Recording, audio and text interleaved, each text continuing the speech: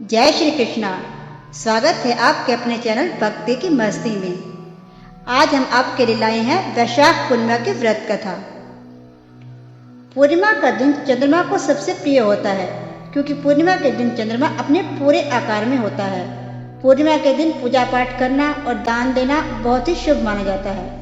वैशाख, कार्तिक और माघ की पूर्णिमा को तीर्थ स्नान और दान पुण्य दोनों ही शुभ माने जाते हैं। साथ ही पितरों का तर्पण करना भी बहुत ही शुभ माना जाता है। वैशाख पूर्णिमा व्रत कथा। द्वापर युग में एक समय की बात है, माँ यशोदा ने भगवान कृष्ण जी से कहा, हे कृष्ण, तुम सारे संसार के उत्पन्न करता हो, आज तुम मुझे ऐसे व्रत के बारे में बताओ जिससे स्त्रियों को मृत्यु लोक में विधवा होने का डर ना रहे और यह व्रत सभी मनुष्यों की मनोकामनाएं पूरी करने वाला हो। यह सुनकर श्री कृष्ण जी ने कहा, हे माँ, आपने मुझसे बहुत ही सुंदर सवाल किया है, मैं आपको विस्तार से बताता हूँ। सौभाग्य की प्राप्ति के लिए स्त्रियों को 32 पूर्णमासियों का व्रत करना चाहिए। इस व्रत को करने से स्त्रियों का सौभाग्य, संपत्ति आदि की प्राप्ति होती है और संतान की रक्षा होती है। यह व्रत अचल सौभाग्यों को देने वाला और भगवान शिव के प्रति मनुष्य मात्र की भक्ति को बढ़ाने वाला व्रत है। तब यशोदा जी कहती हैं, हे कृष्ण, सर्वप्रथम इस व्रत को मृत्यु लोक में किसने किया था, इसके बारे में मुझे बताओ। तब श्री कृष्ण कहते हैं, इस भूमंडल पर एक अत्यंत प्रसिद्ध राजा चंद्रहास्य से पालित अनेक प्रकार के रत्नों से परिपूर्ण कार्तिका नाम की एक सुंदर नगरी थी। वहां पर धनेश्वर नाम का एक ब्राह्मण निवास करता था। उसकी स्त्री अति सुशील रूपवती थी। दोनों ही उस नगरी में बड़े प्रेम के साथ निवास करते थे।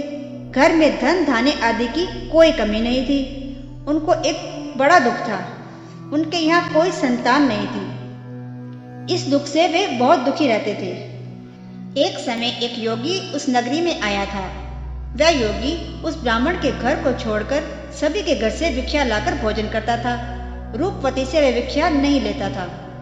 उस योगी ने रूपवती से भिक्षा न लेकर और अन्य दूसरे घरों से भिक्षा लेकर भिक्षा के अन्न को गंगा के किनारे जाकर बड़े प्रेम से खाया। तभी धनेश्वर ने योगी को ऐसा करते हुए देख लिया। अपनी भिक्षा का अनादर देखकर दुखी होकर धनेश्वर योगी से कहती हैं, हे महात्मन, आप सभी घरों से भिक्षा लेते हैं, लेकिन मेरे घर की भिक्षा कभी नहीं लेते, इसका क्या कारण है? तब योगी ने कहा, मैं निसंतान के घर की भीख पतितों के अन्न के समान होती है, और का अन्न खाता है वह भी पतित यानी पापी होता है। चूंकि तुम निसंतान हो, तुम्हारे यहाँ कोई संतान नहीं है, इसीलिए पतित होने के डर से तुम्हारे घर की भिक्षा नहीं लेता।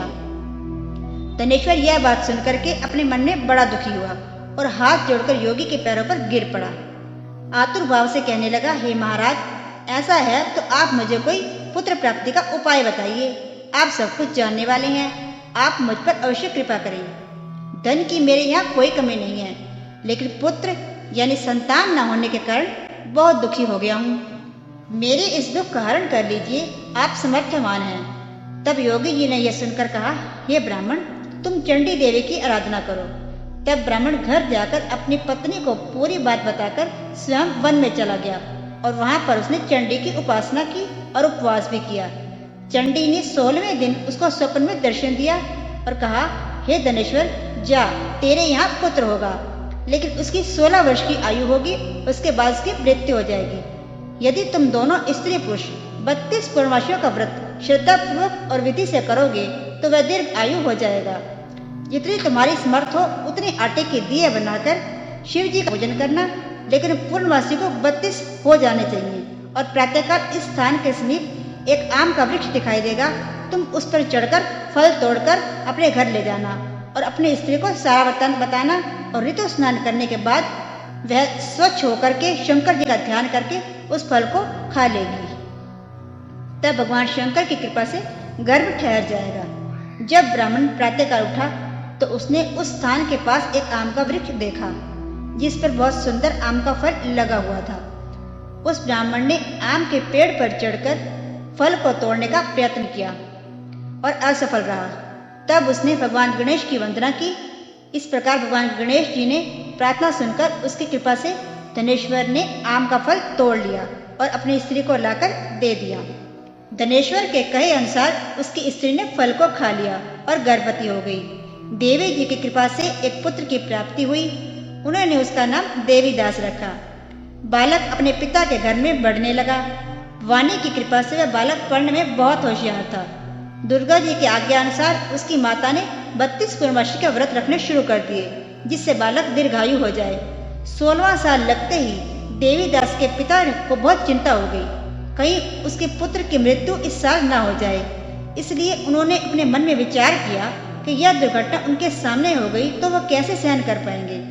तो उन्होंने देवीदास के मामा को बुलवाया और कहा, देवीदास 1 वर्ष के लिए काशी में जाकर विद्या का अध्ययन करे और उसको अकेला भी नहीं छोड़ना चाहिए, इसलिए साथ में तुम चले जाओ और 1 वर्ष के बाद इसको वापस लौटा के ले आना।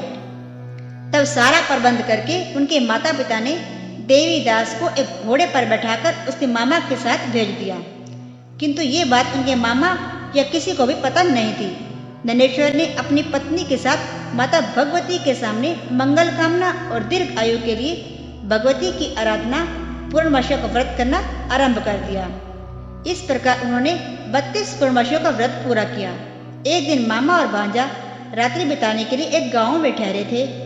वहां पर एक ब्राह्मण की सुंदर लड़की का विवाह होने वाला था।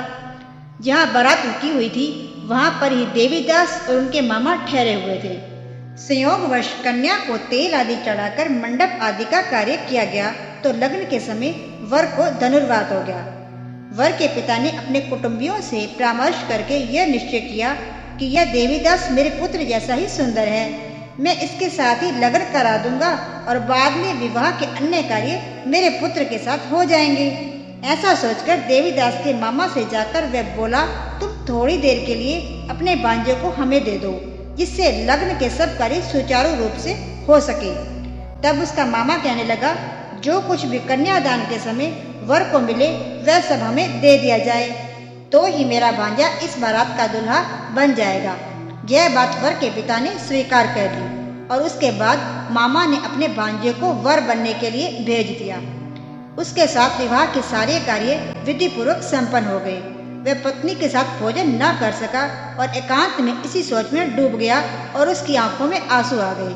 तब वधू ने पूछा, क्या बात है, आप उदास क्यों हैं? तब उसने सारी बात बताई। यह सुनकर कन्या कहने लगी, देव, ब्राह्मण और अग्नि के सामने मैंने आपको अपना पति माना है, इसलिए आप ही मेरे पति हैं। तब देवीदास ने उसे अपनी आयु के बारे में बताया, लेकिन उस कन्या ने कहा, जो गति आपकी होगी वही मेरी होगी। हे स्वामी, आप उठिए और भोजन कर लीजिए। इसके बाद देवीदास और उसकी पत्नी दोनों ने भोजन किया। सुबह देवीदास ने अपनी पत्नी को 3 नगों से जड़ी एक अंगूठी और रुमाल दिया और कहा, मेरा मरण और जीवन देखने के लिए एक पुष्प वाटिका बना लो। जब मेरे प्राणों का अंत होगा तो ये फूल सूख जाएंगे और ये फिर से हरे हो जाए तो मान लेना कि मैं जीवित हूँ। भगवान कृष्ण कहते हैं कि हे माता, देवीदास विद्या अध्ययन के लिए काशी चला गया। कुछ समय बीत जाने के बाद एक सर्प देवीदास के पास आता है और देवीदास को डसने का प्रयत्न करता है, लेकिन व्रत के प्रभाव से देवीदास को काट नहीं पाता, क्योंकि उसकी माता ने पहले ही 32 पूर्णमासी के व्रत कर लिए थे। इसके बाद वह काल स्वयं वहां आता है और उसके शरीर से प्राणों को निकालने का प्रयत्न करने लगा, जिससे वह मूर्छित होकर पृथ्वी पर गिर पड़ा। भगवान की कृपा से माता पार्वती के साथ शंकर जी वहां पर आ गए। माता पार्वती ने शंकर जी से कहा, इनकी माता ने पहले ही 32 पूर्णमासी का व्रत किया है और आपके उसके प्राणदान उसे दे दीजिए। इस प्रकार शिव जी ने उसको प्राण दान दे दिए और काल को भी पीछे हटना पड़ा। देवीदास स्वस्थ होकर पुनः बैठ गया। उधर उसकी स्त्री उसके काल की प्रतीक्षा किया करती थी। जब उसने देखा कि पुष्प वाटिका में पुष्प और पत्ते नहीं रहे तो उसको अत्यंत आश्चर्य हुआ, लेकिन जब वाटिका हरी भरी हो गई तो वह जान गई कि उसके पति को कुछ नहीं हुआ। यह देखकर कि वह बहुत प्रसन्न मन से अपने पिता से कहने लगी कि पिताजी, मेरे पति जीवित हैं। 16वां साल बीत जाने पर देवीदास अपने मामा के साथ काशी से वापस चल दिया। उधर उनके ससुर घर से उनको खोजने के लिए जाने ही वाले थे, लेकिन वे मामा भांजा वहां पहुंच गए। ससुर उनको अपने घर ले गए और नगर निवासी वहां पर इकट्ठे हो गए और उन्होंने निश्चय किया कि इस कन्या का विवाह इसी बालक के साथ हुआ था। कन्या ने भी लड़के को पहचान लिया। कुछ दिन बाद देवीदास अपनी पत्नी और मामा के साथ बहुत से उपहार लेकर अपने नगर की ओर चल दिया। जब वह गांव के निकट आया तो वहां के लोगों ने उसे देखकर उनके माता पिता को पहले ही खबर कर दी, तुम्हारा पुत्र देवीदास अपनी पत्नी और मामा के साथ आ रहा है। ऐसा सुनकर उनके माता पिता बहुत खुश हुए। पुत्र और पुत्र वधू के आने की खुशी में धनेश्वर ने बहुत बड़ा उत्सव मनाया। तब भगवान श्री कृष्ण जी कहते हैं कि धनेश्वर 32 पूर्णमासी के प्रभाव से पुत्रवान हुआ। जो व्यक्ति या स्त्री इस व्रत को करते हैं जन्म जन्मांतर के पापों से छुटकारा प्राप्त कर लेते हैं। जय श्री कृष्ण।